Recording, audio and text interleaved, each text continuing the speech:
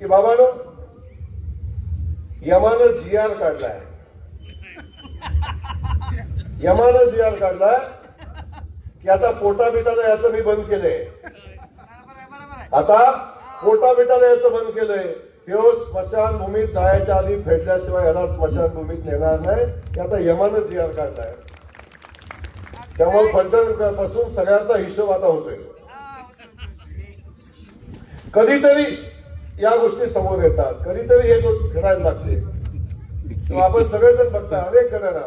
मी बाहेर गेलो कोणी एवढे गुदगुल्या व्हायच्या, माझ्या उपयोग झाली म्हणजे मी पहिल्या दिवसापासून संघर्ष केला. जिल्हा परिषद सदस्य होताना संघर्ष केला, पहिल्यांदा आमदार झालो तेव्हा संघर्ष केला. आणि असं एक वेळ नाही की ज्या दिवशी मी संघर्ष केला नाही. निवडणूक आली माझ्यावर गुन्हा दाखल झाला असं कधी घडलं नाही. या सगळ्या परिस्थिती आपण अनुभवल्या. पण सगळ्या परिस्थितीमध्ये परमेश्वराने मला मार्ग काढून दिला, लोकांनी माझा विश्वास ठेवला. आता बघताय तुम्ही कोण कुठं गेलाय, पण लढायची ताकद जयकुमार गोरेमध्ये आहे. सगळ्या संकटाचा सामना करण्याची ताकद गावडे साहेब जयकुमार गोरेमध्ये आहे. अनेक वेळा मला आढळलं, पण हा जयकुमार गोरे या मानखटाच्या मातीचा सुपूर्द आहे, कधी कुणापुढे झुकला नाही, वाकला नाही. प्रसंग कसाही असू दे, प्रसंग कसाही असू दे, कधी झुकला नाही, कधी वाकला नाही. कदाचित मी बारामती सोबत तडजोड केली असती ना, माझी आमदारकी सोपी झाली असती, मला माझ्या राजकारणाचा त्रास कमी झाला असता. मी कधीतरी फलटणशी तडजोड केली असती, मी कधी साताऱ्याशी तडजोड केली असती, तर राजकारणाचा माझा संघर्ष कमी झाला असता, त्रास कमी झाला असता.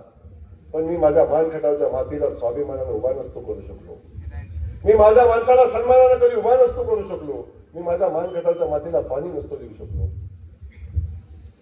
त्यामुळे मला किती त्रास झाला, मला किती अडचणी आल्या, त्या सगळ्या अडचणीवर मात करून संकटाच्या छातीवर उभा राहून जयकुमार गोरे पुन्हा पुढे गेला.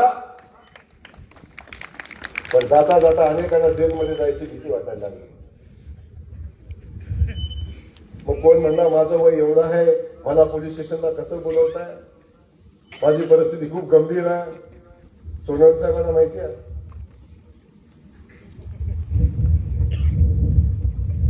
आणि कोण माझ्या प्रसंग येतोय म्हणून कुठनं निरोप देतोय.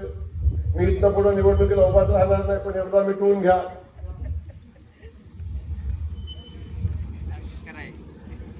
कोण जातोय देवेंद्र फडणवीस साहेबांचं पाय दाबतोय, कोण पाय चाटतोय, मला वाचवा.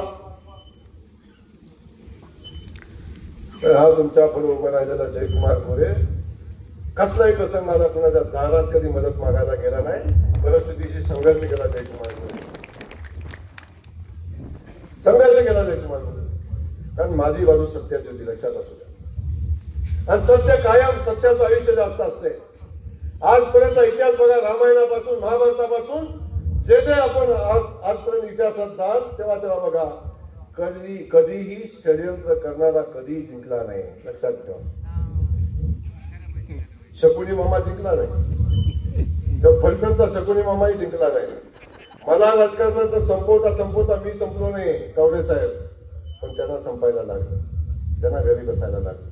कारण माझी बाजू सत्याची होती, माझी बाजू खऱ्याची होती. म्हणून मी आज पण स्वाभिमानानं सन्मानानं उभा आहे आणि पुढे लोकांची सेवा करत पुढे चालू.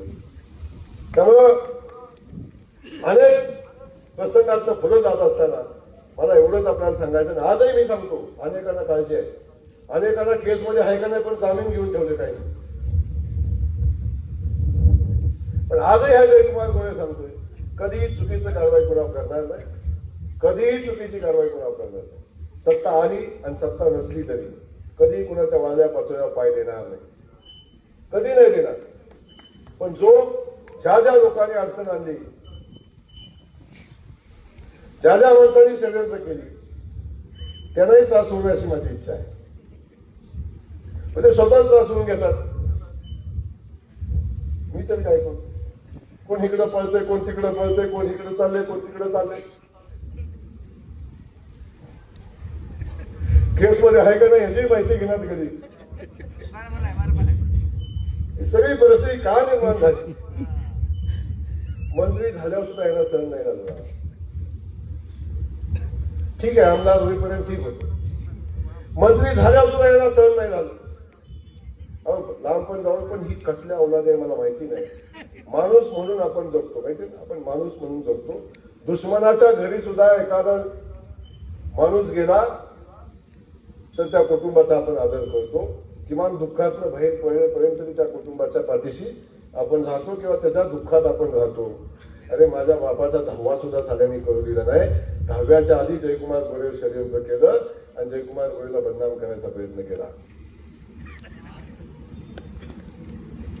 10वा सुद्धा झाला नव्हता माझ्या वडिलांचा. किमान 10 दिवस होईपर्यंत डॉक्टर साहेब वाट नाही बघितली. काय अजून 3 दिवस थांबला असतं बिघडलं असतं काय? 3 दिवसांनी हे षडयंत्र करता आलं असतं नाही. ही सगळी परिस्थिती आहे.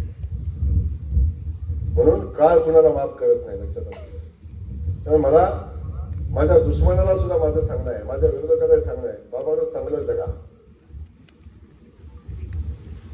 कुणाचंही वाईट करून कधी आपलं चांगलं होत नाही. कुणाचं वाईट चिंतून आपलं काय चांगलं होत नाही. आणि चांगलं करायचं असेल तर तुम्हाला जयकुमार गोरेला घरी बसवायचं असेल तर तुम्हाला प्रामाणिकपणे वागायला लागेल, सत्य घेऊन लोकांच्या सोबत जायला लागेल आणि लोकांची सेवा करायला लागेल, तरच घडेल. षडयंत्र रचून जयकुमार गोरे कधी थांबणार नाही आणि षडयंत्रातनं कधी कोण जिंकला नाही हे मी त्यांना आपल्याला सांगेन. तर माझी आपल्या सगळ्यांना विनंती आहे, बाकी सगळ्या गोष्टी जाऊ दे, पण आपण जे प्रेम, आपण जे आशीर्वाद, जी ताकद पाठीशी उभी केली, अशीच ताकद आपल्या पाठीशी राहू द्या.